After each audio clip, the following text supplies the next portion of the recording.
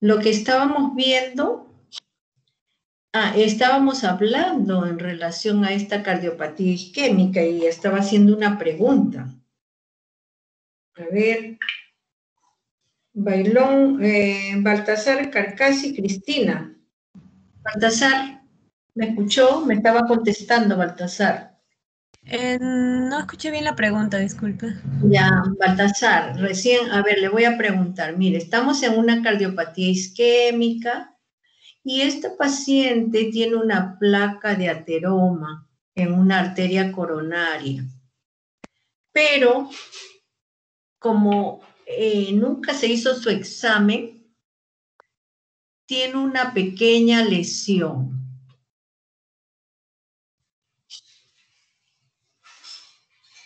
Puede producir una placa de ateroma muy pequeña. Puede producir oclusión arterial coronaria.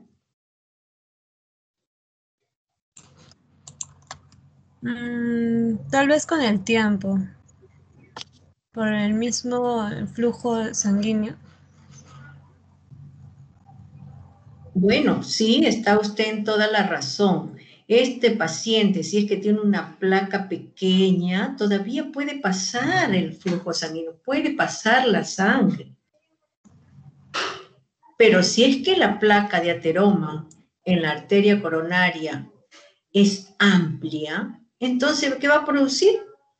Oclusión arterial coronaria. Y por lo tanto, esa placa puede haber una hemorragia, puede haber ulceración, rotura o fisura. Si es que esa placa crece, si esa placa es amplia, puede exponerse y hacer una serie de cambios. Entonces, en estos casos, ¿qué es lo que sucede? Cuando son expuestas al colágeno endotelial y al contenido de la placa necrótica, ¿qué es lo que va a pasar? Las plaquetas se adhieren y se activan. ¿A dónde? A la superficie de las células endoteliales. Y liberan su contenido granular, agregándose microtrombos. Si es que esta placa recibe a través de su pared endotelial una lesión, puede producirse todas estas secuencias de alteraciones. Y por lo tanto van a migrar las plaquetas, los monocitos también, los mediadores liberados por las plaquetas van a estimular al vasoespasmo de esa arteria coronaria, de esa arteria de este corazón. Y por lo tanto inicia una serie de eventos de tal manera que posteriormente se producen una serie de cambios. ¿Qué es lo que va a producirse? Que se va a activar entonces el factor tisular por las vías de coagulación, se incorporan al trombo y en minutos el trombo puede crecer y obstruir la luz vascular. Imagínense, desde un inicio, la lesión a nivel endotelial, posteriormente va a liberarse todas esas plaquetas, se adhieren las plaquetas también activan el contenido granular formando microtrombos, lesionan todas esas células epiteliales y exponen al colágeno. Entonces se va a producir al final un trombo a nivel de esa luz en minutos. Puede crecer y obstruir la luz vascular. Por lo tanto, va a haber una respuesta miocárdica. ¿Qué es lo que va a ocurrir entonces? Una obstrucción arterial coronaria, disminución del flujo sanguíneo en el miocardio, disfunción miocárdica porque no le llega el oxígeno, no le llega la sangre perfundida, el corazón no va a bombear bien, Va a haber una afectación vascular prolongada, no va a llegar los aportes nutrientes, el oxígeno a todos los lugares y muerte de esas células musculares del corazón o los miocitos. Y por lo tanto, si hay una muerte, entonces las células posteriormente ya no van a funcionar. Y todo va a seguir una secuencia y una cadena. Porque no solamente va a ser un solo miocito, sino van a ser muchos miocitos que van a producir una serie de secuencias que van a producirse al final la muerte celular. Pero no solamente vamos a tener esas características patológicas, sino también alteraciones bioquímicas a nivel de todo el organismo. Ya no, como no va a funcionar el corazón a un 100% porque está isquémico, se produce el infarto, el corazón ya no va a poder bombear, el corazón es insuficiente. El insuficiente habíamos dicho cuando el corazón deja de funcionar y no cumple sus funciones. El infarto del miocardio, el paciente puede salir todavía, pero hay una serie de cambios. Puede ser un infarto pequeño que no lo lleve a la muerte, pero ya le está avisando que está mal su corazón. ¿Y qué es lo que va a ocurrir? Suspensión del metabolismo aeróbico en segundos. Producción inadecuada de fosfatos de alta energía, como la fosfatato de creatina, el trifosfato de adenosina. Y acumulación de metabolitos nocivos, como el ácido láctico. Esto de aquí es una de las cosas catastróficas que se van a producir a nivel de este paciente. Por eso es que le piden también muchos exámenes laboratoriales también a estos pacientes para comprobar qué es lo que está pasando en este paciente. Está muriendo, está mal, está con infarto, ¿no? Y por lo tanto, ¿qué va a llevar? A una falta de oxígenos y falta de nutrientes. Si no hay oxígeno, no lleva tampoco nutrientes. El corazón no va a llevar aporte sanguíneo para que funcione ese corazón.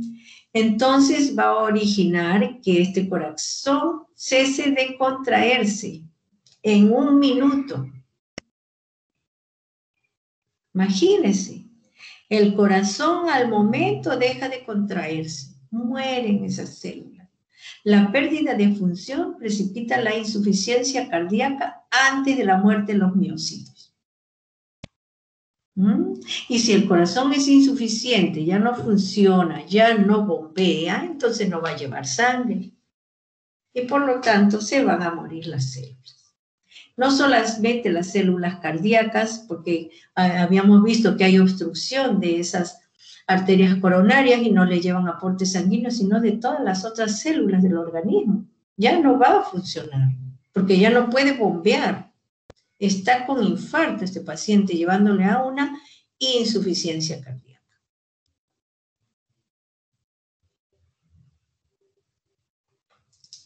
¿Y qué es lo que va a pasar con este corazón? Va a haber una respuesta miocárdica también. Entonces, si hay una respuesta miocárdica, va a haber una serie de episodios de las fibras miocárdicas o del miocito. Va a haber un inicio de la reducción del ATP en segundos, pérdida de la contracción menor de 2 minutos, el ATP reducido. ¿Por qué? Porque y se reduce a ¿cuánto? Al 50% de lo normal en 10 minutos. Y al 10% de lo normal a los 40 minutos. Poco a poco el corazón va a dejar de funcionar. Y la lesión celular irreversible es de 20 a 40 minutos. Irreversible. O sea, una vez que empiece la serie de eventos, a los 40 minutos ya no va a volver a ser normal esa célula. Y la lesión microvascular mayor de 1 hora. Y por lo tanto, los miocitos cardíacos se mueren. rápidamente. ¿Por qué? Porque no hay una perfusión sanguínea. Todos esos vasos van a estar taponados, no le llega el aporte sanguíneo. ¿Qué consecuencias va a haber? Bioquímicas de la isquemia miocárdica. La necrosis afecta la mitad del grosor del miocardio en 2 a 3 horas. Mire, en poco tiempo habíamos visto que acá en 40 minutos la lesión celular irreversible poco a poco va a ir minando todas estas células y al final la mitad del grosor en 2 a 3 horas va a estar comprometida. De a poco va a ir lesionándose. Y a las 6 horas afecta todo el miocardio. Después que ocurrió esa lesión severa, ese infarto, porque ha habido un infarto, ya todo el corazón está comprometido. Y por lo tanto puede haber diferentes alteraciones y diferentes tipos de infarto. Porque habíamos visto que había unos infartos que son fatales, puede haber diferentes infartos ¿de qué tipo? De un patrón intramural o transmural, cuando compromete todo. Un infarto multifocal, un infarto subendocárdico y un infarto transmural. Todos son los patrones de infarto que se van a encontrar. Transmural cuando compromete toda la pared, multifocal como su nombre lo dice, por múltiples lugares, y subendocárdico. Entonces tenemos que de todos ellos vamos a tener algunos que son más fatales. Vamos a tener transmural, subendocárdico y multifocal, no se vayan a olvidar. Y por lo tanto, vamos a tener uno de ellos, que es el transmural, compromete esa necrosis, va a ser en todo el grosor del miocardio. ¿De quién? De la pared ventricular. ¿Por qué? Por oclusión de un vaso epicárdico. Y hay una combinación de la aterosclerosis coronaria con cambio agudo en la placa y la trombosis. Puede haber combinación de todos ellos. Y habíamos visto que la causa más frecuente es la aterosclerosis, que puede comprometerse, puede trombosarse, puede haber hemorragia, puede haber una erosión y posteriormente, ¿no? Como habíamos dicho, puede haber una trombosis, pero en sí, en este infarto transmural vamos a tener una necrosis de todo el grosor de esa pared ventricular. Por eso se llama transmural. ¿Y qué vamos a encontrar ahí? En ese infarto transmural hay una combinación de la arteriosclerosis coronaria crónica con cambio agudo en la placa y la trombosis. Puede haber todo ello combinado. Una paciente que tiene su placa de aterosclerosis, luego se trombosa, como ya hemos visto una serie de eventos, y va a haber una necrosis miocárdica a diferentes niveles, donde se va a encontrar una elevación del segmento ST. Este se denomina infarto de miocardio con elevación del segmento ST a ese infarto transmural.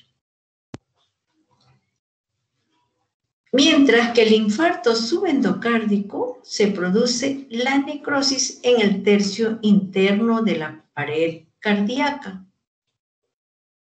A diferencia del transmural es toda la pared. En cambio acá el tercio interno de la pared ventricular. ¿Por qué? Por rotura de la placa, seguida más que nada de un trombo coronario. ese trombo coronario, ¿qué va a pasar? Se lisa, que puede ser terapéutico o espontáneo. Y va a llevar a una hipotensión global, denominándole a este infarto de miocardio sin elevación ST, o infarto de miocardio SEST. Vemos que este infarto entonces compromete solamente una parte, que es el tercio interno de esa pared ventricular.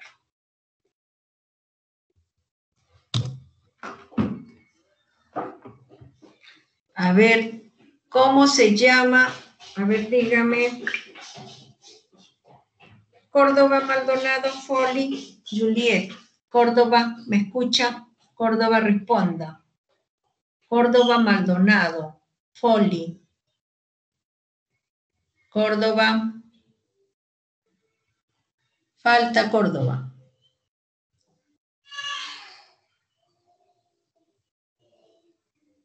Carrizo, Porras, Luis. Carrizo, Porras, Luis.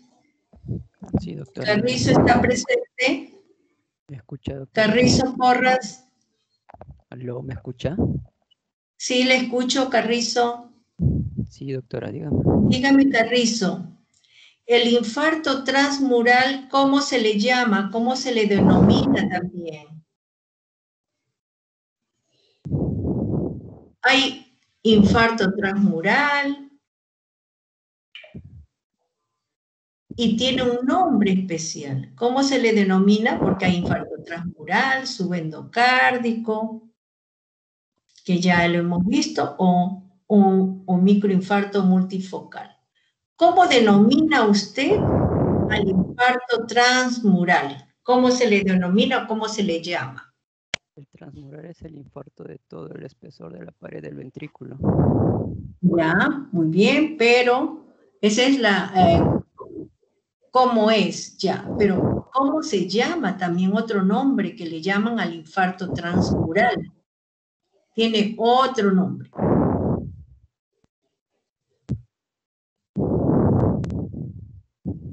No recuerdo, doctor. Se llama, acá está, en el amarillito. Léalo amarillito, ¿qué dice? Una línea amarilla ahí. Léalo. El segmento ST. Se denomina infarto. Infarto del miocardio con elevación del segmento ST. Así es. Entonces, también al infarto transmural se le llama infarto de miocardio con elevación del segmento ST. Y al infarto subendocárdico, dígame, Flores Portocarrero, Wendy. Flores Portocarrero, Wendy.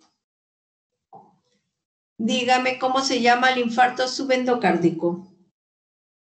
Flores, Wendy.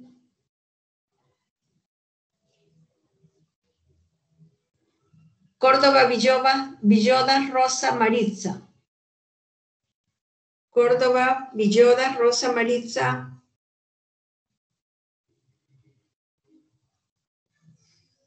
No están, no han venido.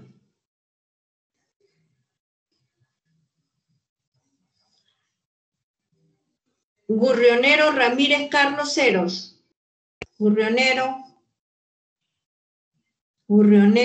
Ramírez, Carlos Ceros.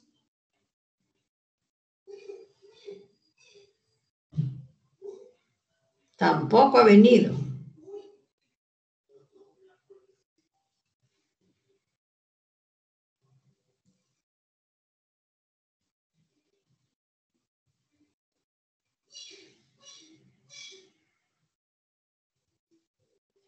Maita de la Cruz, Jessie. Maita de la Cruz, Zulema. Maita de la Cruz, Zulema. Doctora, ¿puedo participar?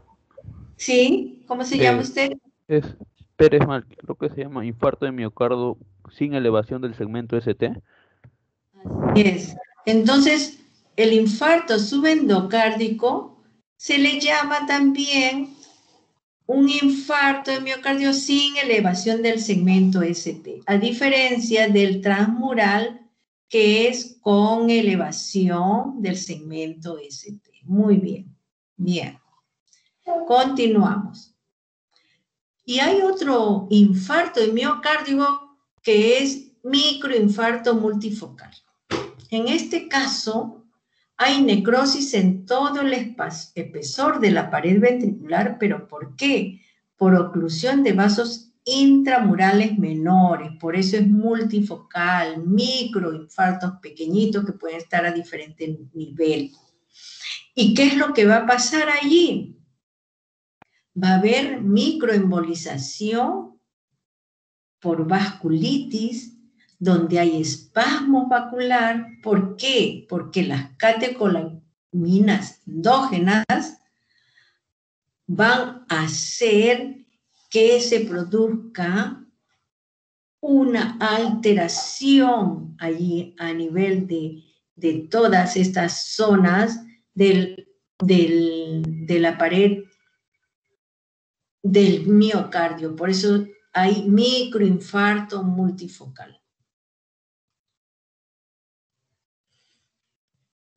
Y vamos a tener que todos estos infartos transmurales y no transmurales, la distribución de la necrosis isquémica miocárdica se correlaciona con la localización y la naturaleza de la perfusión reducida. Habíamos visto, si un vaso coronario pequeño es comprometido, entonces la lesión también va a ser menor. Pero si es un vaso más grande, importante, que irrigue una gran zona de ese corazón, entonces la lesión va a ser mayor y por lo tanto el paciente puede fallecer. ¿Qué más vamos a encontrar en estos casos? Que vamos a tener también que pueden haber también alteraciones de infartos agudos transmurales. ¿Por qué? Porque hay oclusiones de las arterias coronales principales. Si es un vaso grande o un vaso principal, entonces la lesión va a ser más aguda, más severa. Entonces vamos a tener nosotros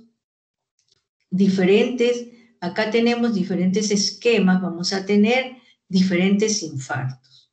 Vamos a tener el lado izquierdo y el lado derecho. Vamos a tener acá infartos transmurales. En esos infartos transmurales podemos encontrar que puede lesionarse gran parte de esta pared, toda esta pared del lado izquierdo anterior. Vamos a ver este corazón. Este corazoncito tenemos toda la parte inferior, es anterior, y acá en esta parte de atrás es posterior. Cada uno de ellos tienen vasitos sanguíneos que van a irrigar. Acá también tenemos el ventrículo y el otro ventrículo, un tanto el izquierdo como el derecho. Entonces, si nosotros vamos a tener lesión en esta parte, entonces tenemos la parte anterior. Esta es la parte anterior y esta es la parte posterior. Si es que tenemos la lesión en la parte anterior izquierda de ese vaso ascendente, entonces va a haber también un infarto transmural de esa zona. Pero puede haber una oclusión de la circunfleja de ese vaso izquierdo también, que va a comprometer también toda la pared. O también otro infarto transmural puede ocluir también una arteria coronaria posterior descendente. y depende del compromiso de cada una de ellas para producir la lesión. Esos son los transmurales. Mientras los no transmurales habíamos visto que compromete el tercio interno de esa pared cardíaca del corazón, en este caso ventricular, ¿no? Y por lo tanto está en la parte interna, acá también, mire, casi la mitad obstruido esa región subendocárdica. Y en esta casi en forma circunferencial, por eso casi toda la parte interna subendocárdica está comprometida. Mientras que en este otro caso, la transmural microinfarto, vamos a tener pequeños foquitos, porque es multifocal, habíamos visto, ¿no? Anteriormente, y van a comprometer en forma irregular esa pared del corazón. Por eso tenemos infartos transmurales y no transmurales. Habíamos dicho que habían tipos de infartos provocados también por una oclusión parcial o transitoria o por una hipotensión global u oclusiones de pequeños vasos intramurales, según la figura. Y vemos también que en este infarto de miocardio, ¿qué es lo que vamos a ver? Una morfología, vamos a ver gran cantidad de características que es amplio y están allí en sus libros, pero algo importante que quería decirles, desde que hay una evolución de los cambios morfológicos del infarto del corazón, que va a ser una gran cantidad, van a ser irreversibles. Mientras una pequeña cantidad de tiempo, de 0 a 0.5 horas, es reversible y no va a producir ninguna alteración, ni macroscópica ni microscópica, pero al microscopio electrónico hay alteraciones como relajación de miofibrilla, reducción de glucógeno y edema mitocondrial. Mientras la lesión se hace irreversible conforme pasan las horas y el tiempo. De 4 a 12 horas ya se ve características macroscópicas en ese corazón, en ese infarto, como un moteado oscuro. Y al microscopio hay necrosis por coagulación temprana, con edema y hemorragia. A las 4 horas, miren, ya hay ondulación variable de fibras en el borde. Eso habíamos visto también nosotros cuando había un infarto, las fibras musculares onduladas, sin núcleo, sin estriaciones, que van a perder las características y va a haber coagulación de las proteínas. ¿Por qué? Porque hay rotura de sarcolema, densidades amorfas y mitocondriales. Conforme pasa el tiempo, va a cambiar ya de 12 a 24 horas, ya va a haber moteado oscura con necrosis por coagulación, pignosis, hipereosinofilia, necrosis, contracción marginal, infiltrado en neutrófilo. Y de 1 a 3 días, el moteado con centro de infarto de color amarillo tostado.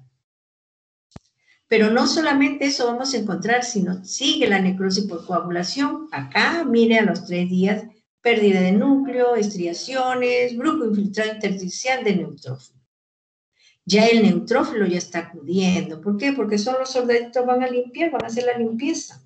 De 3 a 7 días, borde hiperémico, ablandamiento del área de color amarillo tostado y comienzo y desintegración de miofibrillas muertas, con destrucción de neutrófilo, fagocitosis temprana de las células muertas, ¿a cargo de qué? De macrófagos, lo que les había dicho. Van a intervenir profagocitos o los macrófagos y van a recoger todas las células muertas, todo lo que se ha destruido a los 7 días. Y conforme pasa el tiempo, miren, de 7 a 10 días, de 10 a 14 días, de 10 a 14 días ya va a haber un tejido de granulación con nuevos vasos sanguíneos y depósito de colágeno. Ya empieza la fibrosis.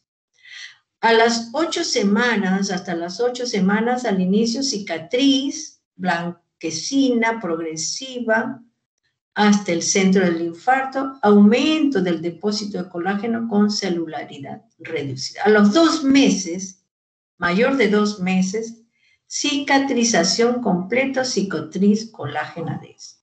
Entonces vemos una serie de eventos que van a ocurrir en estos pacientes que han sufrido ¿de qué? De infarto, de miocardio.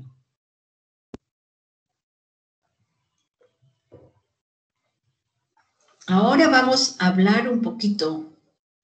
¿Quién es el causante de todo ello? ¿Va a ser el causante quién? Uno de los causantes, el trombo también. Y habíamos visto que habían trombos murales. Pueden haber unos trombos murales a nivel de la flechita, esta flechita blanca, acá hay otra flechita, y en la pared van a ver una trombosis. Sobre una cicatriz o sobre unos infartos antiguos. Acá hay otro infarto que ha tenido este paciente subendocárdico, acá también, y dentro se van a encontrar los trombos murales. Acá también vemos nuevamente que van a haber trombos laminados en un aneurisma. Acá tenemos nosotros que hay unos trombos murales, hay también unos trombos laminados. Acá también tenemos trombosis, y este está dentro de la luz de un vaso. Superpuestas las lesiones arterioscleróticas. Acá tienen la pared de ese vaso, arteriosclerosis, y acá está el trombo en la misma aorta. Y acá vemos también que hay otra trombosis con la pared también que va a estar comprometida. Toda esa pared arterial está comprometida por arteriosclerosis. Acá vemos una arteria trombosada. Ya no vemos nada de luz, salvo estos pequeños espacios pequeños que corresponden a recanalización, pasos oscuritos que ustedes, pero es la luz, se está recanalizando ese trombo, los cuales cada uno de ellos están revestidos de endotelio y pueden ver claramente hacia afuera la elástica interna, como diferencia la luz de la pared arterial. Acá también vemos infarto de miocardio amplio en ventrículo posterolateral y con histoquímica con cloruro de trifenil tetrazolio. Se colorea todo el parénquima normal, se colorea bien rosadito, mientras lo blanquito no se colorea con esta coloración de histoquímica, y vemos en el borde que se encuentra hemorragia por esa ruptura cardíaca. Entonces vemos que este es un infarto antiguo, que la flecha está marcando, acá también la punta de la flecha está marcando, un infarto también que se observa en este paciente. Este paciente ha tenido varios infartos y luego ha fallecido. Pero luego del infarto también el organismo se va a recuperar poco a poco. ¿Y qué es lo que sucede? En el infarto de un día vamos a ver dos partes importantes. Fibras musculares conservadas cardíacas, mientras estas otras fibras musculares onduladas, donde no hay núcleos, no hay estriaciones, sus espacios entre ellos están ensanchados por el edema, hay células muertas y va a haber edema e infiltrado inflamatorio. En esta otra lámina se ve infarto de miocárdico de 3 a 4 días. El infiltrado inflamatorio es inmenso en toda esta cantidad de fibras miocárdicas necróticas, porque se están muriendo, también no hay núcleo, no hay estriaciones, hay una necrosis en toda esa pared, mientras que de 7 a 10 días ya no se observan casi los miocitos. Los miocitos son escasos en ciertas zonas, pero van a estar eliminados y van a estar necróticos, fagocitados, todos esos miocitos. Al final van a ser destruidas todas esas células miocárdicas. Y tenemos también que hay gran cantidad de neovasos, hay un tejido de granulación por presencia de capilares laxos y hay bastante tejido de granulación, otros vasos sanguíneos y hay depósito de colágeno.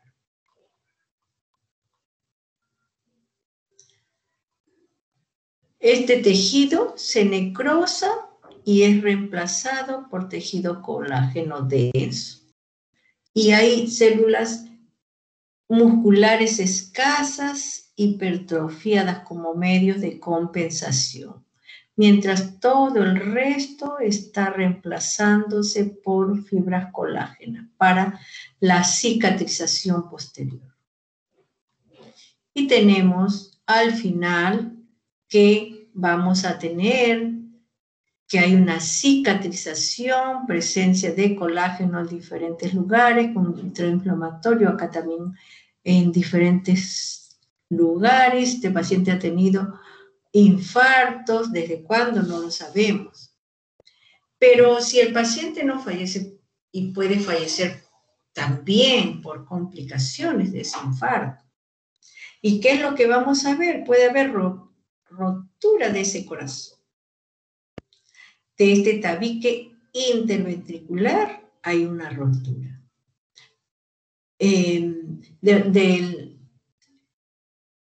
Más que nada, en esta parte, en este tabique interventricular hay una rotura, mientras que en esta pared miocárdica también se va a romper. Y si vemos acá, vemos músculo papilar de este corazón se ha roto, se ha separado y se ha roto. ¿Por qué? Porque se ha necrosado. Mientras que en esta otra toma vemos una inflamación, una pericarditis fibrinosa con esta superficie rugosa oscura sobre un infarto antiguo. Acá había un infarto, pero hay una pericarditis, una inflamación también agregada.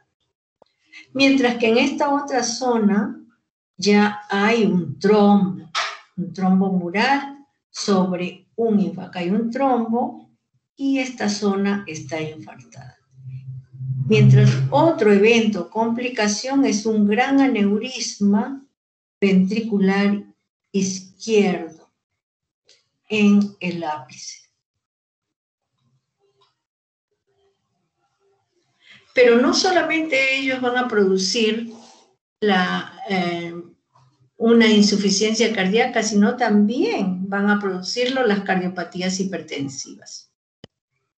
Y en estas cardiopatías hipertensivas va a ser más que nada porque el corazón requiere gran demanda de sangre.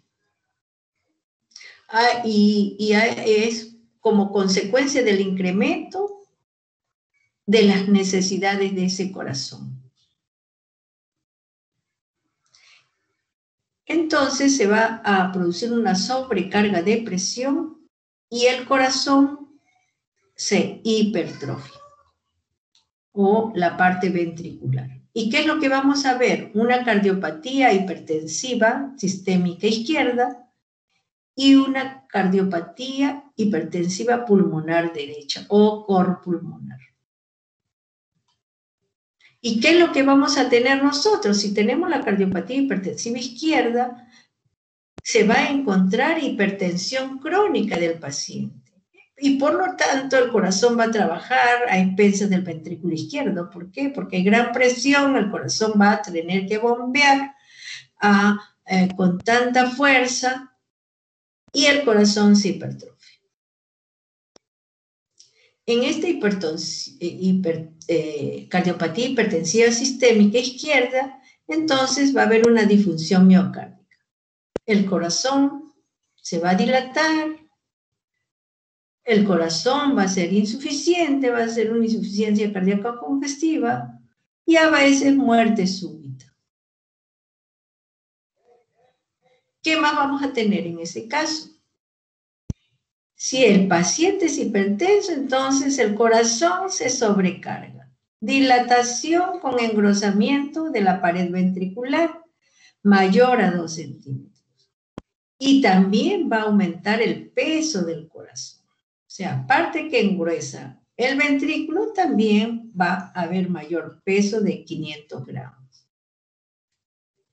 ¿Y qué es lo que se va a encontrar morfológicamente? Pared ventricular izquierda aumentada, acompañada de tejido conjuntivo intersticial, lo cual le va a dar dureza, rigidez a ese corazón y aumento de tamaño de la aurícula izquierda. ¿Y qué es lo que vamos a ver microscópicamente? Que va a aumentar los diámetros de los miocitos, llevando a una hipertrofia ventricular y a veces acompañada de fibrosis. Por lo tanto, el ventrículo vamos a tener nosotros que en estos casos de la cardiopatía hipertensiva sistémica izquierda vamos a encontrar entonces una hipertrofia ventricular porque hay aumento de la presión de sangre en esos vasos sanguíneos. Con ese corazón grande, pesado y dilatación también y engrosamiento del ventrículo izquierdo. Por eso se llama cardiopatía hipertensiva sistémica izquierda.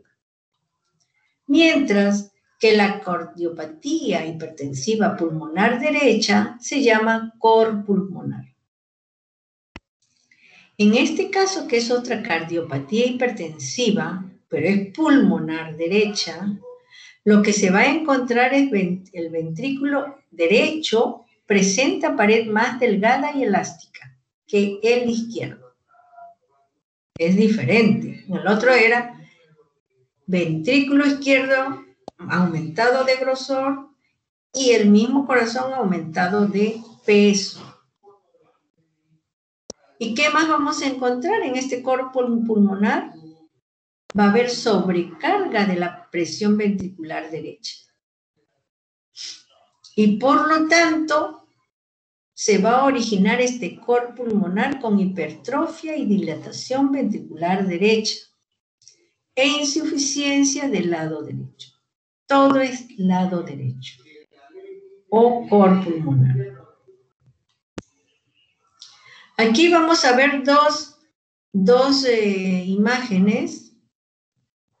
La primera, esta primera, la A, es la cardiopatía hipertensiva sistémica izquierda, la primera que vimos. ¿Qué es lo que se va a encontrar? El ventrículo izquierdo, engrosamiento de la pared ventricular izquierda.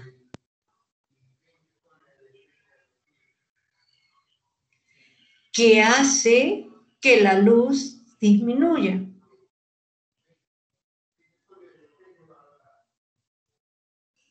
Mientras que vamos a ver hacia el otro lado una cardiopatía hipertensiva derecha. En esta cardiopatía hipertensiva derecha también vamos a ver nosotros que el ventrículo derecho está dilatado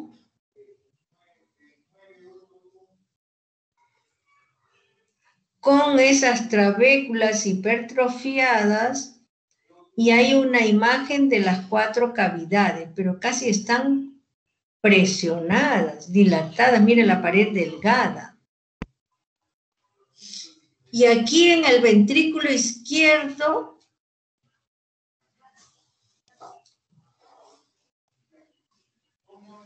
vemos que en este caso, en la primero vamos a ver nuevamente cardiopatía hipertensiva pulmonar derecha. ¿Qué es lo que vamos a ver? Cor pulmonar con hipertrofia y dilatación ventricular derecha.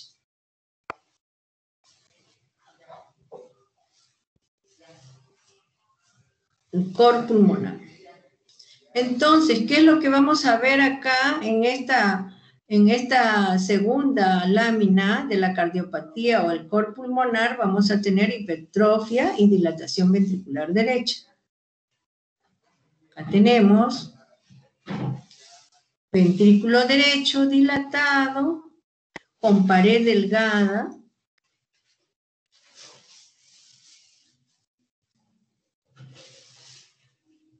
Trabéculas hipertrofiadas e imagen donde se ven las 4 cavidades, ventrículo izquierdo, ventrículo derecho, aurícula izquierda, aurícula derecha, donde la parte del ventrículo está dilatado y adelgazado. Este es en el cor pulmonar, mientras en el otro es diferente donde la cardiopatía hipertensiva sistémica izquierda se presenta engrosamiento de la pared ventricular, donde hace que la luz disminuya. Claro, esto está engrosado. Y va a haber también un marcapaso presente acá, en esta parte. Donde ven en la flecha un marcapaso en el ventrículo. Acá le han colocado en el ventrículo un marcapaso a este paciente. Este paciente falleció, le hicieron la necropsia y le estudiaron. ¿Qué vamos a encontrar en el cor pulmonar? En el cor pulmonar, como habíamos dicho, teníamos la dilatación ventricular derecha sin hipertrofia. Y en corte transversal, la forma semilunar del ventrículo derecho cambia a ovoide dilatado.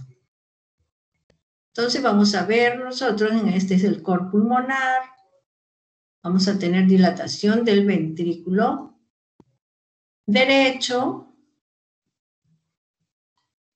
con pared delgada. ¿Y qué más vamos a ver en ese cor pulmonar crónico?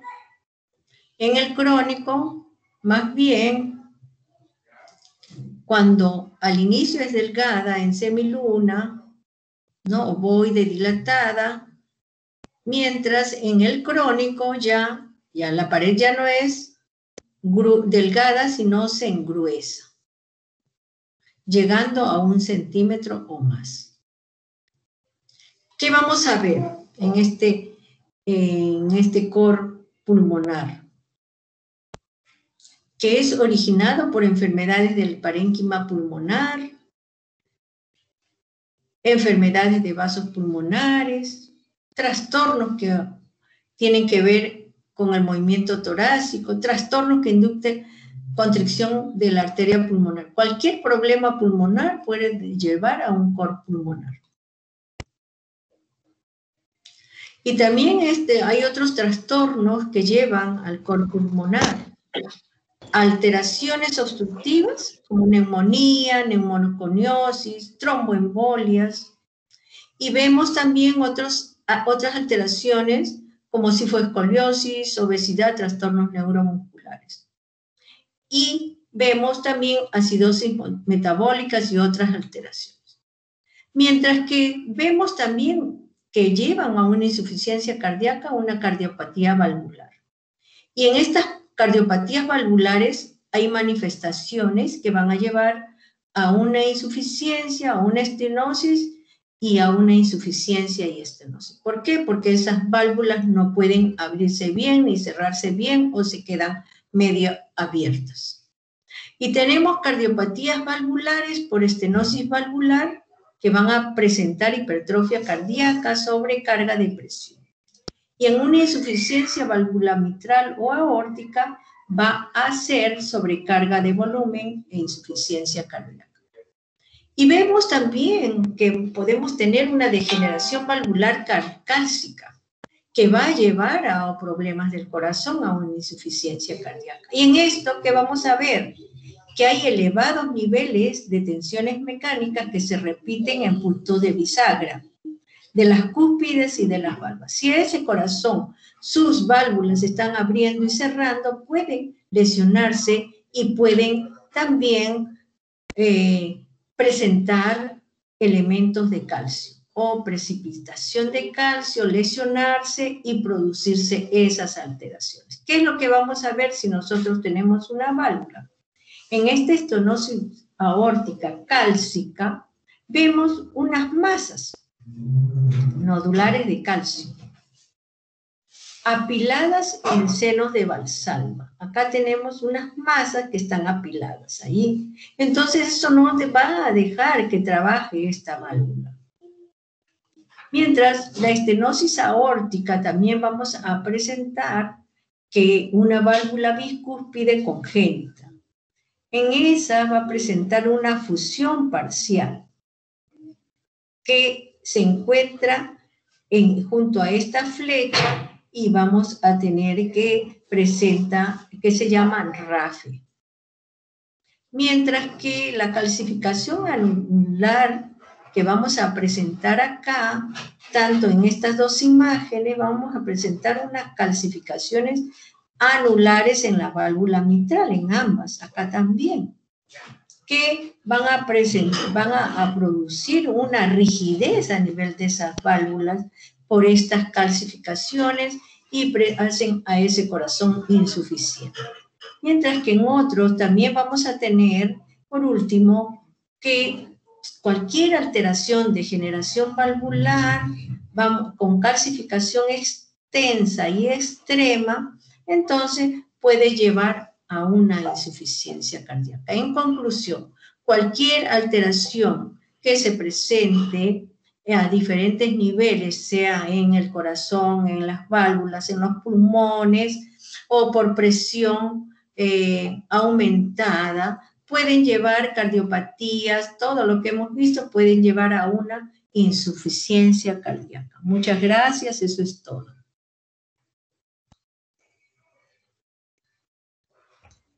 Gracias, doctora.